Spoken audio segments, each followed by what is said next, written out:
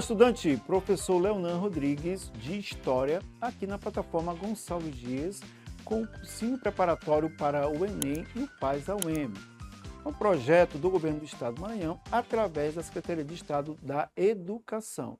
Não esqueçam que na descrição deste vídeo há um link de acesso aos materiais que você pode pegá-los, estudar e contribuir para o seu estudo. Então vamos lá, pegue papel e caneta e vamos para a nossa aula. Vamos tratar dessa questão de ditadura militar, 1964, Enem 2013. Então nós temos aqui uma série de partidos políticos, PSD, PTB, UDN, PSB, PDC, e assim vai, e tem uma questão de finados, né? Professor, morreram esses partidos durante o período ou o regime de ditadura militar? Sim. E aí nós temos que lembrar dos vários atos institucionais, número 1, 2, 3, 4 e o 5, que é de fato aquele que extingue esses partidos políticos. E aí nós temos no Brasil uma novidade, que é o bipartidarismo, ou seja, você só tem 2 partidos políticos, que vão, de uma certa maneira, funcionar ali enquanto marionetes do próprio regime militar. Eles não têm, de fato, força, né, contra o regime. Era para exatamente dizer para as pessoas que existia ainda partidos políticos no Brasil e que estes estavam ali dentro do cenário político para, claro, discordar das ações ou das medidas que eram tomadas, das leis que eram propostas e implementadas por esse regime. Então, por isso que a charge, ela traz, de fato, era uma charge que está no Correio da Manhã, né, em 65, né, em que trazia que esses partidos, então, eram finados, morreram esses partidos, não existiam mais esses partidos, porque você teve, então, o bipartidarismo no regime militar. É importante a gente perceber que o regime militar, quando você teve, né, o exército, o apoio, né, principalmente norte-americano, né, inclusive, é bom salientar aqui que os Estados Unidos mandou, né, as suas esquadras, né, para a Bahia, ali no Rio de Janeiro, para a Baía de Guanabara, né, ficaram ali exatamente dando apoio logístico aos militares, uma tentativa de contragolpe, né, não acontecer. Então, há várias correspondências, né, a do próprio embaixador norte-americano aqui no Brasil, né, dizendo quais eram as situações, o que isso poderia dizer. Por isso é que esse período ele é marcado também pela interferência dos Estados Unidos dentro da sua política para a América, né, para principalmente a América Latina, de, claro, dar apoio aos militares numa tentativa, né, de barrar o avanço do comunismo, das ideias comunistas, socialistas aqui na América. Isso começa, por exemplo, com Kennedy, depois que ele é assassinado, mas continua também posteriormente com os outros presidentes. É uma tentativa, então, de fato, ter uma política mesmo forte, né, de porrete mesmo, né, o Big Stick, né, dos Estados Unidos, para a América, né, no sentido de você tentar, de qualquer forma, coibir, né, a presença de comunistas. E aqui, né, nessa charge publicada em 65 do Correio da Manhã, ele traz então esses partidos que foram eliminados, né, do cenário político.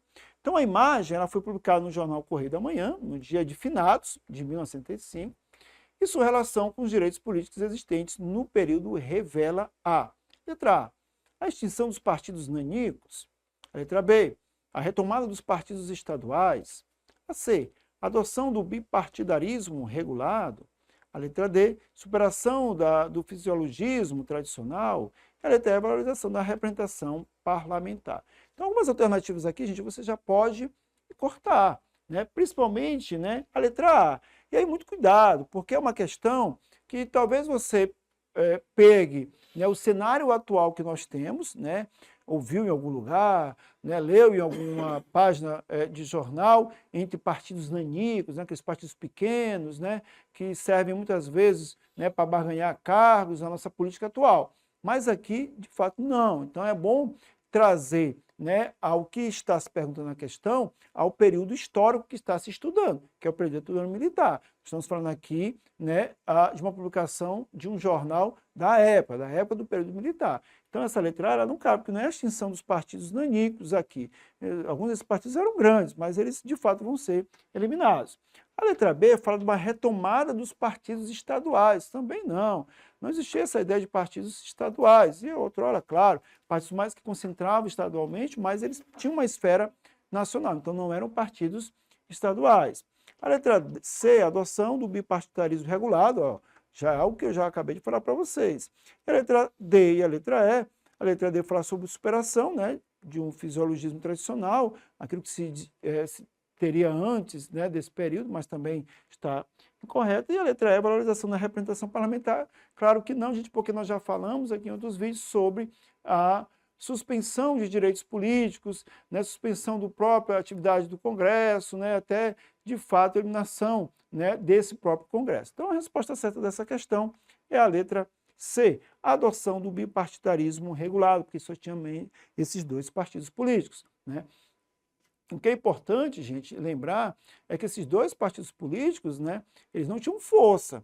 Eles não tinham força de, enquanto legislativo, de proposição de leis, porque é aquilo que nós já assistimos em outro vídeo, onde você tem, de fato, né, o poder nas mãos somente do presidente, que era um general. Então, eles não tinham força de lei, de proposição de leis, eram figurativos.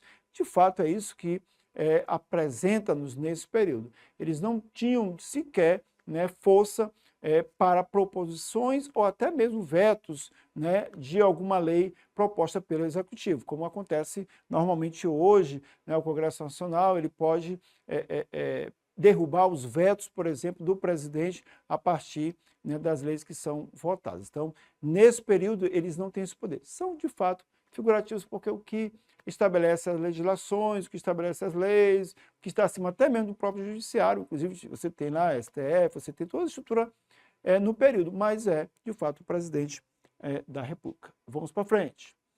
E aí nós vamos, então, para a redemocratização brasileira, né?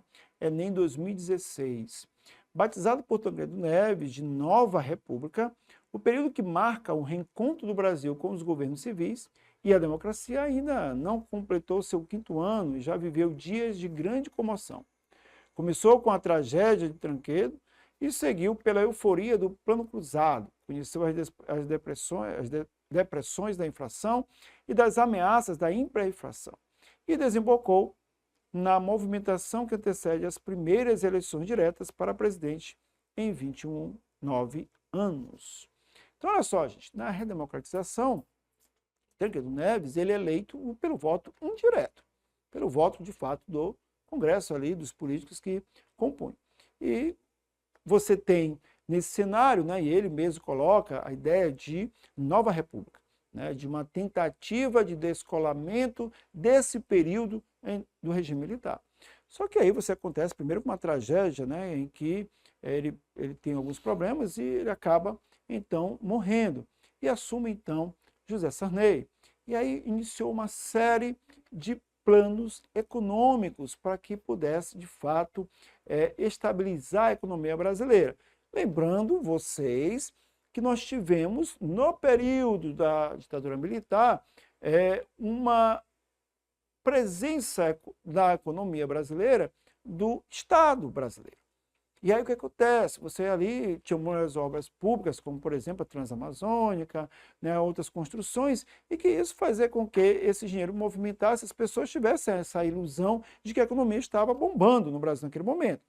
Por isso que alguns historiadores vão exatamente definir enquanto algo ilusório, algo que foi muito passageiro. É o milagre econômico brasileiro, mas que de fato o milagre não tem de fato fundo de verdade, porque ele não foi constante. Então, logo que os militares saíram, deixaram o Brasil numa situação precária, economicamente falando. E o governo que se seguiu tentou exatamente, a partir de vários planos econômicos, e um destes é o Plano Cruzado, fazer com que o Brasil deslanchasse, o que não aconteceu também. E aí você teve recessão, depressões econômicas e principalmente hiperinflação.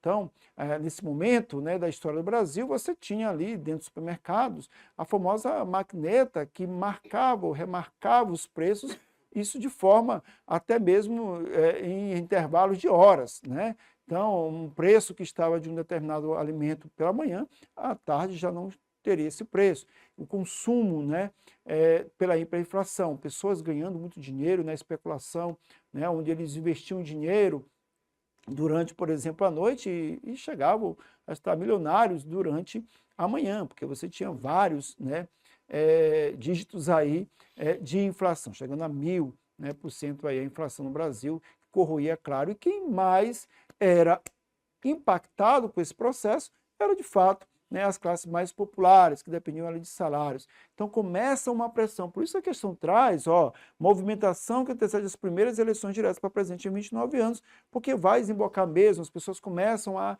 querer, né, que haja eleições diretas, que eles possam escolher. E aí, claro, dentro da nossa história, você tem, posteriormente a isso, a presença, né, aí, por exemplo, do candidato Fernando Collor de Mello, né, o Lula, que vão disputar, né, o Collor dizendo que vai combater essa hiperinflação, que vai combater a corrupção, uma pessoa jovial, que vai tentar exatamente, nesse processo, levar o Brasil ao caminho correto. Mas esse processo de redemocratização, ele, como eu falei em outros vídeos, ele vai sendo a passos lentos, e principalmente na questão econômica. Então, essa euforia do Plano Cruzado, né, ela foi um momento em que até mesmo as próprias elites entenderam, e a classe trabalhadora entenderam que o Brasil, então, entraria num rumo econômico para o crescimento. Bom, então o período descrito apresenta continuidades e rupturas em relação à conjuntura histórica anterior. Uma dessas continuidades consistiu em a representação do legislativo com a fórmula do bipartidarismo, a letra B, detenção de lideranças populares por crimes de subversão, a letra C, a presença de políticos com trajetórias no regime autoritário, a letra D, prorrogação das restrições advindas dos atos institucionais, e a letra E, estabilidade da economia com congelamento anual de preços. E aí é um ponto-chave para nós entendermos, né, que é o Plano Cruzado, né, e aí você tinha a ideia do fiscal do Sarney, né, que eram pessoas do próprio Estado que iam fiscalizar se as pessoas estavam aumentando, porque chegou um momento em que eles tiveram que congelar todos os preços, né. Então, por isso que a resposta certa aqui é a letra C. Mas o professor São falou ainda há pouco que existia esse congelamento, sim, mas o que está errado nessa alternativa? O anual, né? Porque não houve, de fato, esse congelamento anual. Em hora ou outro momento, você fazer esse congelamento de preço. E aqui, sim, a presença de políticos com trajetórias no regime autoritário. Mas quem são esses políticos que estavam no regime autoritário? O próprio José Sarney, o próprio Tancredo Neves, eles participaram do regime militar, eles participavam em um daqueles partidos lá, que eram somente dois, né, que, de fato, você tem o MDB, que participou nesse momento. Então, esses políticos continuaram também no poder, mesmo agora, claro, não mais com a imagem da ditadura militar, mas eles permaneceram também. Então, eu chamo a atenção de vocês da letra E, exatamente porque você vai entender, houve congelamento de preços, né? Mas a ideia aqui de anual está incorreta. Prorrogação das restrições advindas dos atos institucionais também não, porque o Brasil ele caminha para uma democracia, né, e você, de fato, ainda, embora de forma a passos lentos, mas você não tem mais essas restrições. Então, não estaria mais correto a letra D. Então, por isso que é a presença de políticos com trajetórias no regime militar. Então, essa questão é bem interessante porque ela trata, né, de políticos que estavam no regime e depois estavam no processo de redemocratização. Vamos para a próxima questão. Então, Brasil contemporâneo, né? O EMA 2018. As conquistas do futebol brasileiro em 1970 e em 2002 ocorreram em dois momentos marcados por profundas diferenças. O elemento indicado historicamente que diferencia esses dois momentos é o seguinte. A letra A orientação da política econômica, na década de 1970, foi marcada pela não intervenção do Estado e no ano 2002 pela crise do neoliberalismo. Letra B.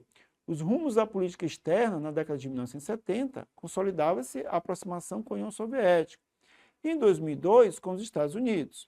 A letra C. A condição social da mulher na década de 1970 houve um retrocesso nas conquistas femininas e em 2002 essas conquistas foram plenamente consolidadas. A letra D. A organização política brasileira. Na década de 1970, o Brasil vivia o auge da repressão da ditadura militar. Em 2002, a consolidação da democracia. A letra E. A política educacional brasileira, na década de 1970, deu-se a implementação de uma política inclusiva da educação básica com ampliação do acesso às escolas públicas, o que foi revertido no ano de 2002.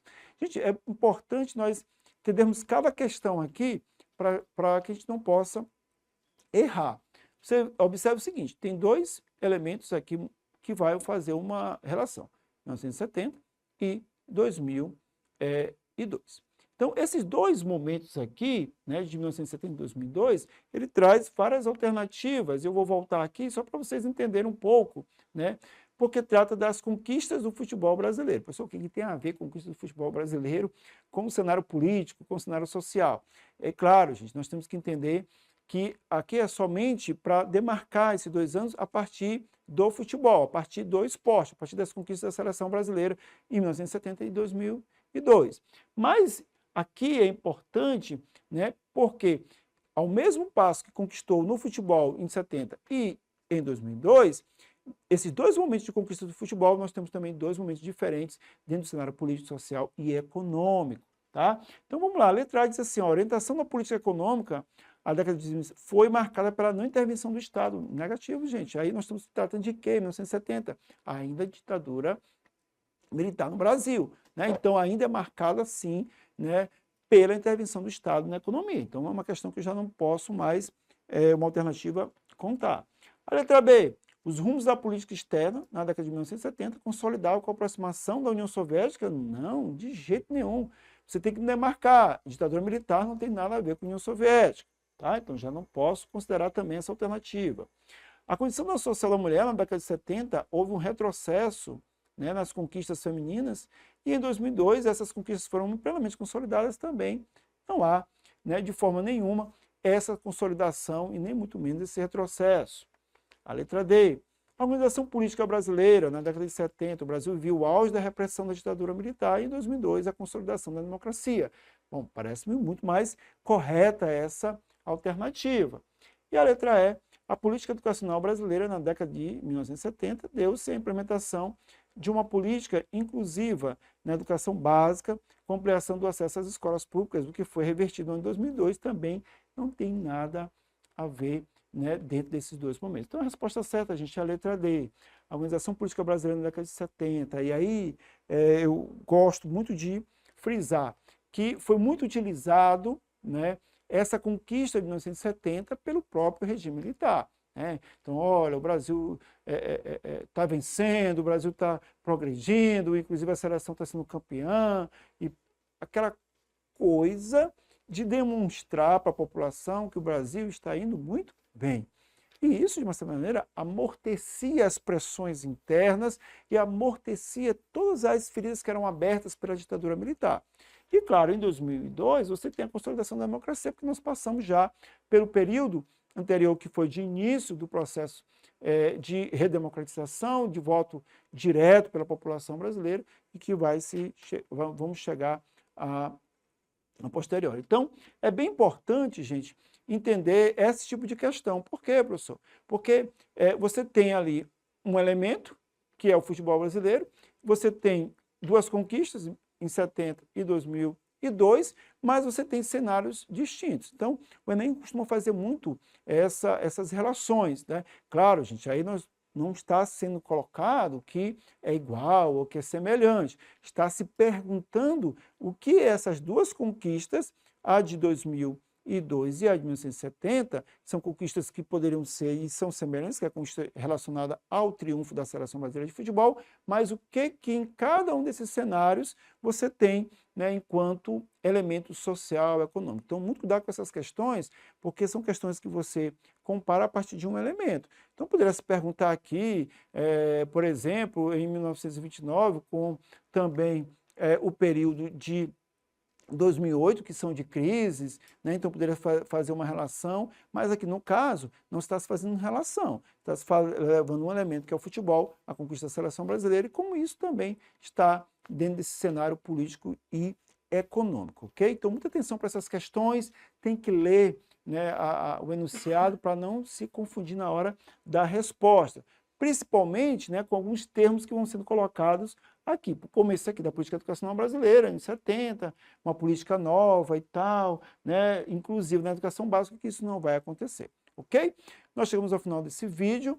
Não esqueça, gente, de acionar o sininho lá de notificações da plataforma Gonçalves Dias, também de seguir aí nas redes sociais. Não esqueça também do material que está aqui na descrição, o link, né, está na descrição aqui desse vídeo. Continue com o seu foco, o seu objetivo, continue, né, estudando, que você vai com certeza garantir o seu sucesso, ok? Então, até a próxima aula, nós ficamos por aqui.